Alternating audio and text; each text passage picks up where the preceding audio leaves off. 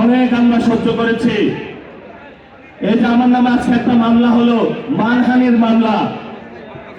ওই ব্যক্তি চাঁদাবাজি করে, সন্ত্রাসী করে, এমন লোকের কোনো মান থাকতে পারে না। যার মান আছে তারই তো মানহানি হয়। মামলা করেছে আরেকজনকে দিয়ে, গোপনে গিয়ে হলে সাক্ষী হিসেবে উপস্থিত হয়েছে। হালে পানি আছে, এখনো বেঁচে থাকার সুযোগ আছে। ভদ্র হন, ভদ্র হতে শিখুন। আমরা সভ্য সমাজে বসবাস করি, অসভ্য আচরণ করবেন না। অসভ্য আচরণ যদি করেন, কিভাবে আপনাকে সভ্য করতে হয়, আপনাদেরকে সভ্য করতে হয়, এটা আমাদের ভালো করে জানা আছে। ওরা আমাদের ভয় দেখায়, আমরা এক আল্লাহ ছাড়া কারো কাছে ভয় পাই না।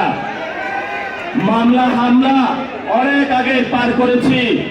শেখ হাসিনার আমলে রিমান্ডে নিয়ে আমাকে মাথা নিচের দিকে দিয়ে, পা উপর দিকে দিয়ে সারা রাত নির্যাতন করেছিল। কখনো আপোষ করার চেষ্টা করি নাই।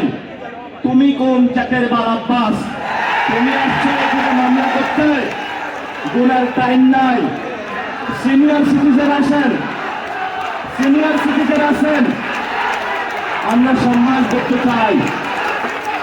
কিন্তু নিজের সম্মান যদি না রাখতে পারেন, তাহলে এই যারা ইয়াং জেনারেশন আছে, জেনজিরা আছে, আপনার পুরা সম্মানের চাদর খুলে বুড়িগঙ্গায় নিক্ষেপ করবে।